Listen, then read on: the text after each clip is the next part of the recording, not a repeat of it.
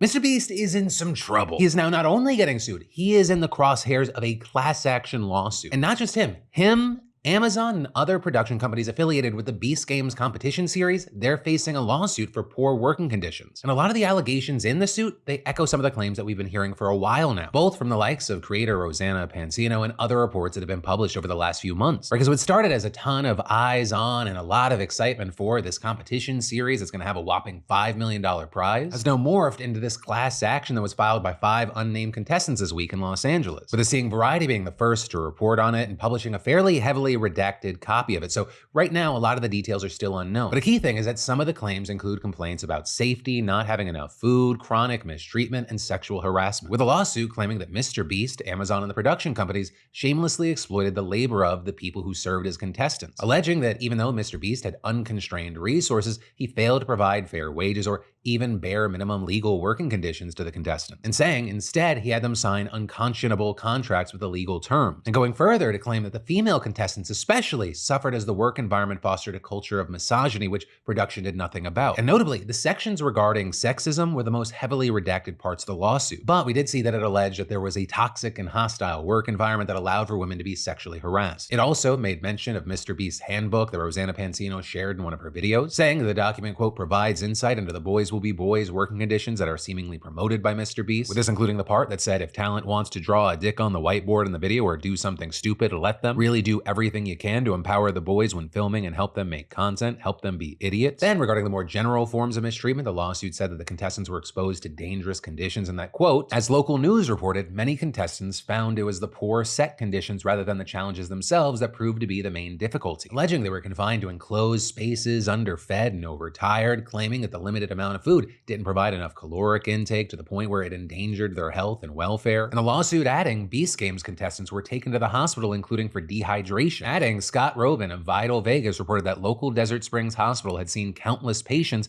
coming from Beast Games due to lack of food and water, and that the production had allegedly denied food to diabetics, denied water to contestants, and at least 2 individuals had seizures as a result. And with all that, you had the contestants' attorneys releasing a statement saying, while participants knew upon signing the contract at the production's inception that they were facing a potentially long and challenging competition, they alleged getting a lot more than they bargained for, with one of the female contestants adding, I expected to be challenged, but I didn't think I would be treated like nothing, less than nothing. And as one of the women, I can say it absolutely felt like a hostile environment for us. We honestly could not have been respected less. And so with all this, the lawsuit is seeking class action status and demands that MrBeast and the other companies pay the allegedly unpaid wages as well as damages. So notably here, a lawyer did tell Time magazine that class action cases generally settle before trial, and there is a good chance that happens here. But as far as what this lawsuit means for the show, the lawyer also explained that it likely won't result in it getting canceled or anything like that, but if there is a ton of backlash or a ton of bad publicity, it could prevent following seasons from getting picked up. Also, if there is a scenario where there is a trial and they're found liable, then, I mean, the show is definitely done, right? But right now, that doesn't appear to be the case of what's gonna happen, with NBC News even reporting the show is still being filmed in Canada and Panama, though right now there is no air date. But you also have people wondering if there is more to come, because it is also worth noting that this lawsuit comes just a few days after Rolling Stone spoke to crew members of the show who described the sets as Fyre Fest level chaos, with one even saying there's a reason why this level of production hasn't been attempted before, and it certainly should never have been attempted without people that know what they are doing. But for right now, we'll have to wait to see what happens, both with the actual court system and with the court of public opinion. Which with that, I gotta pass the question off to you. What are your thoughts here with this lawsuit?